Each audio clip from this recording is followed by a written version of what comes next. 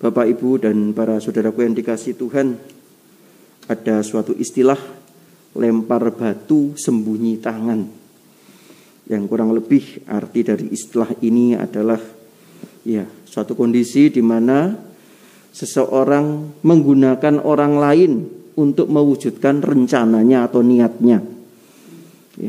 Jadi dia nggak berani untuk melakukan sendiri, maka ia memakai orang lain supaya orang lain yang mewujudkan niatnya. Demikian orang-orang Farisi dan ahli-ahli Taurat ini dan para imam-imam ini. Mereka menggunakan para penjaga supaya nangkap Yesus. Mereka sendiri nggak berani nangkap Yesus karena mereka tahu bahwa Yesus adalah orang yang benar. Apa yang diajarkan oleh Tuhan Yesus adalah kebenaran dan tidak dapat disangkal oleh semua orang.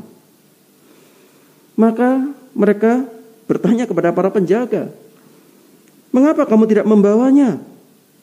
Karena para penjaga terheran-heran akan Yesus dan mereka sungguh-sungguh merasakan bahwa ini orang benar sebenarnya. Jadi orang Farisi ini begitu liciknya mereka. Karena mereka sebenarnya tidak berani menghadapi Yesus sendiri.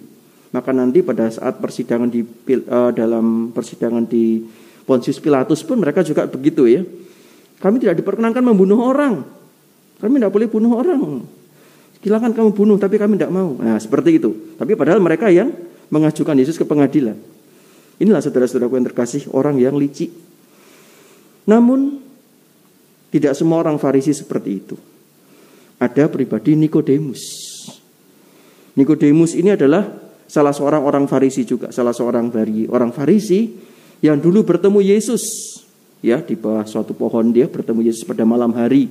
Yang bertanya tentang hidup kekal bagaimana saya sampai kepada hidup yang kekal.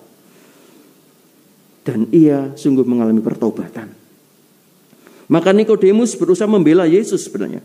Apakah hukum Taurat kita menghukum seseorang sebelum ia didengar? Dikatakan oleh Nikodemus ini, tujuannya adalah supaya dengarkan Yesus, dengarkan dia. Rungokno Yesus itu. Dengarkan dulu apa yang dikatakan oleh Yesus. Jangan kamu menghakimi dia. Nikodemus ingin mengatakan demikian. Tetapi tentu Nikodemus kalah suara dengan orang-orang banyak itu. Saudara yang terkasih dalam Tuhan, dalam kehidupan kita pun kita juga mungkin pernah melihat, mendengar atau bukan mengalami hal itu. Atau malah kita menjadi seperti orang Farisi yang menghakimi, yang lempar batu sembunyi tangan. Kita nggak berani ngadepin karena kita tahu bahwa yang kita hadapi adalah orang yang baik, orang yang benar. Tapi kita kemudian menyuruh orang lain untuk melakukan hal yang menjadi sebenarnya niat kita. Atau mungkin kita pernah mengalami kejadian seperti yang dialami Yesus atau Nikodemus. Kita berusaha memperjuangkan kebenaran, tetapi di sekitar kita sikapnya tidak benar. Oleh karena itu saudara-saudara yang terkasih dalam Tuhan, apa yang dapat kita refleksikan dari bacaan Injil pada hari ini? Kita dapat merefleksikan dalam bacaan Injil pada hari ini dan juga masa pertobatan ini agar supaya kita sungguh-sungguh kembali melihat hati kita. Ketika kita sungguh-sungguh mau bertobat, ketika kita sungguh-sungguh mau mengikuti Tuhan Yesus dalam hidup kita, maka kita selalu harus berpijak pada kebenaran. Memang kebenaran itu kadang-kala menyakitkan.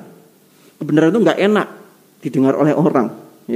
Kalau kita ngomong soal kejujuran, orang akan, zaman gini ada kejujuran. Nah, begitu ya.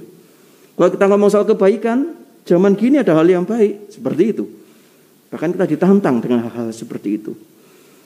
Oleh karena itu kita berusahalah, tetap berjuanglah dalam nilai-nilai cinta kasih, dalam kebenaran, dalam kejujuran, dalam keadilan. Percayalah bahwa nilai-nilai cinta kasih, nilai-nilai kebenaran ini akan menang. Pada suatu saat nanti pasti akan menang. Dan nilai-nilai kebenaran ini akan nyata, terbuka. Karena Allah sendiri yang tentu akan menyertai kita. Memang mungkin kita akan dimusuhi orang. Mungkin kita akan dihina orang. Mungkin kita akan dijauhi orang. Tapi sekali lagi jangan takut. Ketika kita melawan kebenaran, maka kita melawan hati nurani kita. Dan artinya kita jatuh dalam dosa-dosa kita. Dan ketika kita terus untuk hidup tidak benar di hadapan Allah, maka kita tidak akan pernah tahu mana itu yang benar. Dan tentunya kita akan mudah menghakimi orang lain juga. Oleh karena itu saudaraku yang terkasih, mari dalam masa prapaskah, dalam masa puasa tobat ini, Kita ingin mohon rahmat Tuhan agar supaya kita tetap berpijak pada kebenaran, pada firman Tuhan, pada sabda Allah, kepada nilai-nilai yang baik, nilai-nilai yang luhur, nilai-nilai cinta kasih. Sehingga dengan itu kita sungguh-sungguh dapat merasa kegembiraan dalam hidup kita, dan tentu ini juga dapat menjadi warta bagi sesama kita. Berkat Tuhan menyertai kita sekalian.